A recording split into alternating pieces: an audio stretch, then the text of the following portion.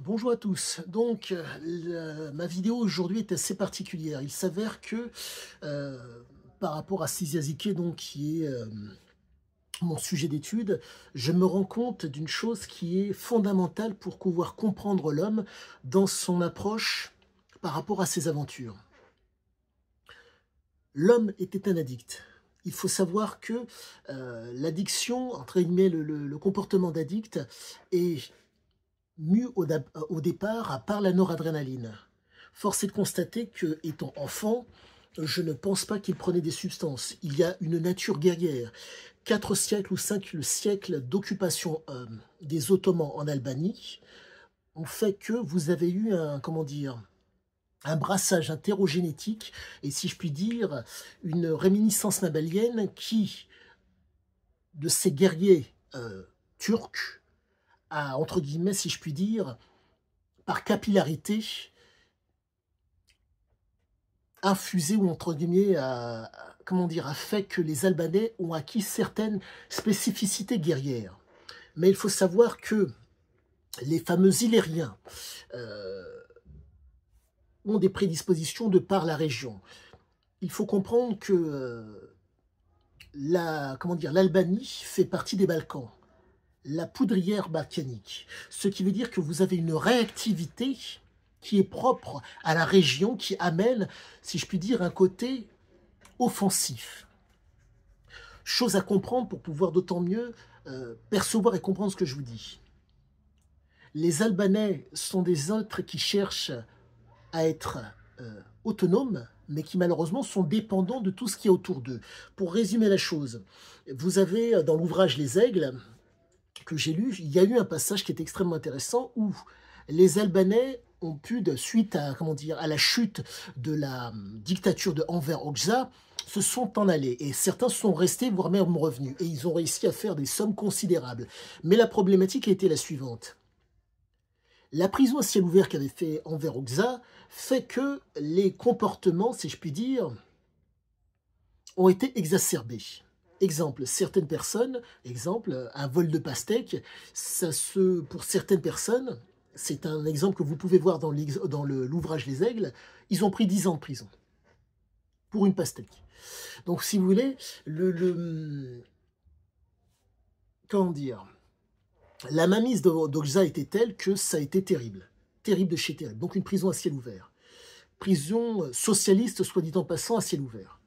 Et chose qui est importante à comprendre par rapport à la fameuse noradrénaline, il y a eu un entretien, si je puis dire, de la réactivité, de par le fait qu'il y avait la crainte d'être victime de délation.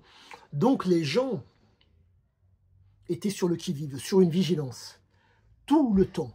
Même quand ils allaient, pour certains diplomates, ils allaient à l'extérieur du pays, ils faisaient preuve de vigilance. Pourquoi ? Car ayant laissé leur famille au pays, ils savaient qu'ils pouvaient certes s'enfuir, mais que leur famille, restée au pays, risquait vraiment la misère. Et quand je dis la misère, c'est un emprisonnement qui fait que vous pouvez devenir à moitié barjot. Donc, la dictature de Enver Hoxha explose en 90. Les Albanais quittent le pays par tous les moyens possibles et imaginables. Et comme ce sont des êtres autonomes et qui ne veulent pas être dépendants, quand ils quittent le pays, nombre d'entre eux, pas tous, ont cherché un moyen de subsistance. Les plus, si je puis dire, réactifs, les Labs, mais pas que, qui sont un peuple, si je puis dire, guerrier, avec une génétique de vulnérabilité particulière, qui fait que les Labs, pour pouvoir prendre plaisir à la vie, boivent de l'alcool, entre autres, mais pas que. Il faut comprendre que, de par le fait que la sérotonine et la noradrénaline chez ces messieurs est moindre, et l'adrénaline, pardonnez-moi, est moindre, vous vous retrouvez avec des gens qui ont besoin d'être extrêmement stimulés pour faire face à une réalité. Ce qui fait que vous vous retrouvez avec des gens qui peuvent boire plus que la moyenne, à cause de leur génétique de vulnérabilité qui est bien spécifique à la région, et ce qui fait que vous êtes face à des gens qui, face à une adversité, sont susceptibles de ne pas reculer.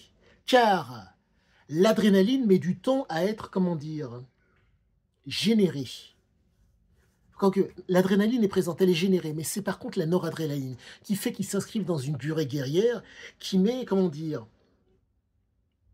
si je puis dire, d'autant plus de temps. Et encore, tout est relatif.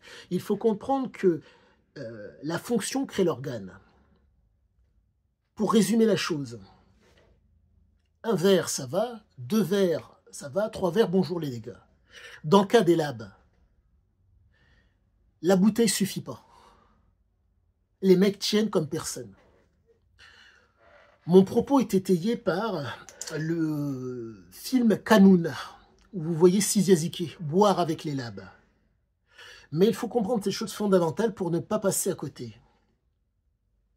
Sizia, fils d'un Albanais et d'une Gréco-Libanaise, avait certes des gènes, si je puis dire, offensives et guerrières. Elles ont pu s'exprimer. Dans le cas des labs, leurs gènes, de par le fait qu'il y avait un terreau génétique, se sont, comment dire, entretenus et maintenus. Dans le cas de Siziaziki, les fameuses gènes n'ont pu s'exprimer que parce qu'une situation a permis aux gènes de s'exprimer. En un mot, lorsque les gènes peuvent, comment dire, s'exprimer, la prédisposition est présente. Mais pour qu'elle puisse s'exprimer, il faut une situation et un comportement pour que cela s'exprime. Et à la suite de ça, si le gamin a pris plaisir, ce que je pense a été le cas de Siziazike bizarrement, compte tenu du fait qu'il expliquait cette chose, les situations catastrophiques l'ont toujours fait rire.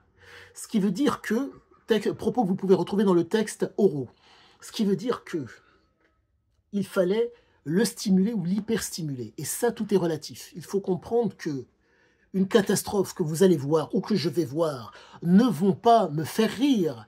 Lui, oui. Pourquoi? Activation des neurones dopaminergiques par rapport à la situation catastrophique. Et il rigole derrière. La neurobiologie explique l'homme. Le texte corrobore la neurobiologie. Et donc, j'en reviens à ce que je vous disais. L'adrénaline qui fait qu'il est réveillé. La noradrénaline, il faut qu'elle soit, comment dire, maintenue à un certain niveau, pendant une certaine durée, avec une certaine intensité, pour qu'il y ait activation des neurones dopaminergiques. Donc, en un mot, la noradrénaline crée la vigilance sur du long terme. L'adrénaline crée l'impulsivité. La noradrénaline crée la vigilance. Mais il ne faut pas que ça s'inscrive trop longtemps, cette fameuse noradrénaline. Sinon, après, vient le cortisol, qui vous amoindrit, normalement, qui vous épuise. Et dans le cas de Siziazike, on est face à un type qui surfait sur la noradrénaline, de par le fait qu'il était un exploiteur. Mais le problème a été le suivant. Noradrénaline qui lui permet d'être dans l'exploitation, mais comme il était un exploiteur et qu'il refusait le travail, les autres faisaient le travail, mais à un moment donné, le corps réclame son dû. Donc en un mot, il risque d'y avoir un épuisement. Je reviens, pardonnez-moi, à l'approche, pardonnez-moi, je reviens au sujet de l'homéostasie, l'équilibre physiologique de l'organisme, phase d'alerte, phase de résistance, épuisement. Eh bien, Siziazike, de par le fait qu'il était un exploiteur, pouvait s'inscrire dans une phase de résistance très très longue, puisqu'il ne faisait pas l'effort.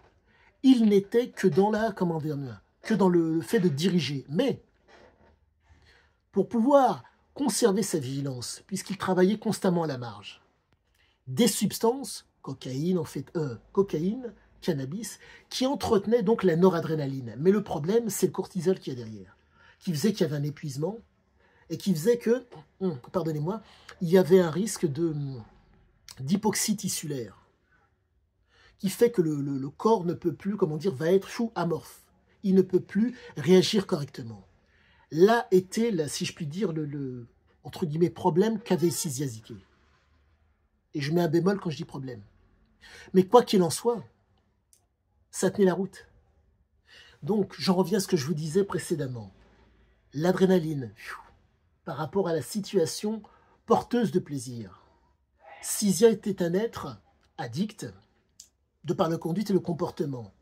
Certaines situations qu'il pressentait ou percevait comme porteuse de plaisir, le jeu, les femmes, la drogue, l'alcool, fait qu'il se dirigeait constamment vers ce type de situation.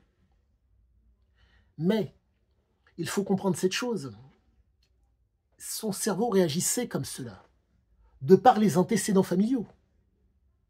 Le père guerrier, la mère avec des neurones analogiques très puissants qui faisaient qu'elle avait des pressentiments. Pour en venir à la définition des neurones analogiques, ce sont des neurones que lorsque vous regardez autour de vous, vos sens prennent énormément d'informations, mais vous ne pouvez les exploiter que si ça passe au niveau cognitif. Et la seule façon que cela passe au niveau, si je puis dire, cognitif, que vous puissiez donc les utiliser, il faut un niveau d'adrénaline, pardonnez-moi, un niveau de noradrénaline. Et Siziazike, de par le fait qu'il baignait constamment, comment dire, il a intoxifié son organisme. Il baignait constamment dans un, si je puis dire, son cerveau baignait dans quelque chose, dans un bain de noradrénaline qui était très très présent, qui faisait qu'il était vigilant, malgré son côté relax, mais pas relâché. Ceci explique cela. Mais, comme il entretenait, maintenait et continuait le comportement en question, à un moment donné, venait l'épuisement. Ceci explique cela. Donc, voilà ce qu'il en est aujourd'hui de ma compréhension de la neurophysiologie, entre autres, de Siziazike par rapport à une situation donnée. En espérant que mon propos vous ait intéressé, à bientôt et abonnez-vous si vous le souhaitez. Au revoir.